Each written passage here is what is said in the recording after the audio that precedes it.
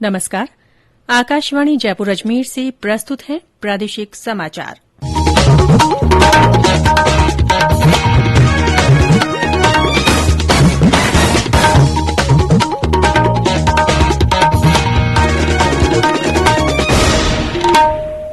समाचारों के साथ मैं रितिका गुप्ता। केंद्रीय औषध मानक नियंत्रण संगठन ने आपात स्थिति में कुछ एहतियाती प्रतिबंधों के साथ कार्बेवैक्स, कोवोवैक्स टीके और संक्रमण प्रतिरोधी दवा मोलनुपिराविर के उपयोग को मंजूरी दे दी है। ट्वीट संदेशों में स्वास्थ्य मंत्री मनसुख मांडविया ने कहा कि देश में निर्मित पहले कार्बेवैक्स टीके को आरबीडी ने विकसित किया है। ये हैदराबाद की फर्म बायोलॉजिकल ई ने बनाई है। कोवोवैक्स टीका पुणे की सीरम इंस्टीट्यूट द्वारा निर्मित किया जाएगा। श्री मांडविया ने कहा कि मोलनुपिराविर का निर्माण देश में 13 कंपनियां करेंगी, जिनका इस्तेमाल आपात स्थिति में वयस्क रोगियों के इलाज के लिए किया जाएगा। उन्होंने कहा कि प्रधानमंत्री नरेंद्र मोदी ने कोविड के खिलाफ लड़ाई का नेतृत्व किया और टीकों की सभी मंजूरियां महामारी के खिलाफ वैश्विक लड़ाई को और मजबूत करेंगी। प्रदेश में कोविड के बढ़ते मामलों को देखते हुए चिकित्सा और स्वास्थ्य विभाग ने सभी जिला कलेक्टरों को नए दिशा निर्देश जारी किए हैं। विभाग के प्रमुख शासन सचिव की ओर से जारी दिशा निर्देशों में कोविड-19 टीकाकरण को बढ़ावा देने, आमजन में कोविड अनुरूप व्यवहार की सख्ती से पालना सुनिश्चित कराने और जिलों में चिकित्सा सुविधाओं के ढांचे को और मजबूत करने को कहा गया है। ब्यौरा हमारे संवाददाता से।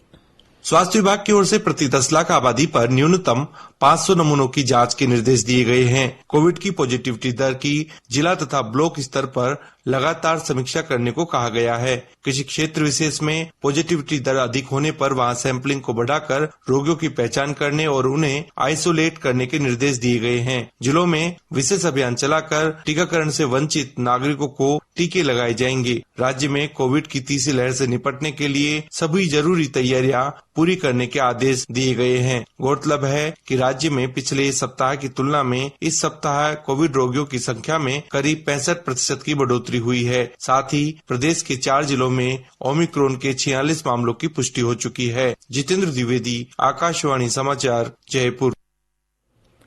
प्रदेश में इम्यूनिटी बूस्टर डोज के रूप में आयुष की दवाइयों का विशेष वितरण अभियान शुरू किया जाएगा।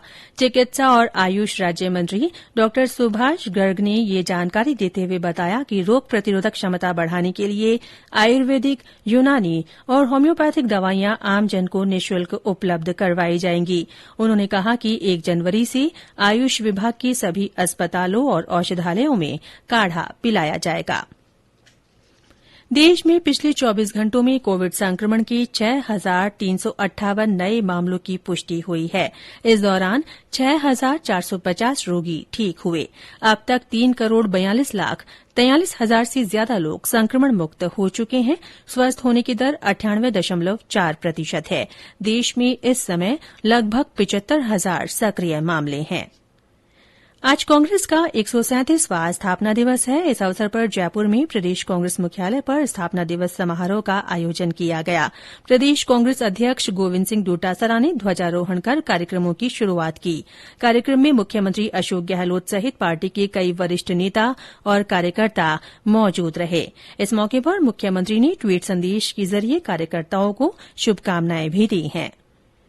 उदयपुर में चल रही 17 दिवसीय संभाग स्तरीय खादी ग्रामोद्योग प्रदर्शनी संपन्न हो गई है। खादी और ग्रामोद्योग बोर्ड तथा जिला उद्योग केंद्र की ओर से आयोजित इस मेले में 1 करोड़ 25 लाख के लक्ष्य के मुकाबले 1 करोड़ 80 लाख रुपए की बिक्री हुई। प्रदेश में आज राजधानी जयपुर सहित ज्यादातर स्थानों पर बारिश के बाद ठंडी हवाएं चलने से सर्दी का असर बढ़ गया है। उदयपुर में कल देर रात शुरू हुई बारिश का दौर सुबह तक जारी रहा। पिछले 24 घंटों में सबसे ज्यादा 50 मिलीमीटर बारिश उदयपुर जिले के मावली में दर्ज की गई। मौसम विभाग ने पश्चिमी विक्षोभ के प्रभाव से जयपुर, अजमेर, भरतपुर, कोटा, जोधपुर और बीकानेर संभाग के जिलों में आज कुछ स्थानों पर हल्के से मध्यम बारिश की संभावना जताई है। कोटा और अजमेर संभाग के जिलों में 1-2 स्थानों पर ओले गिरने का भी पूर्वानुमान है। और अंत में कोरोना जागरूकता संदेश। कोविड-19 से बचाव और सुरक्षित रहने के 3 उपाय। मास्क लगाएं, 2 गज दूरी है जरूरी, सुरक्षित दूरी रखें, हाथ और मुंह साफ रखें।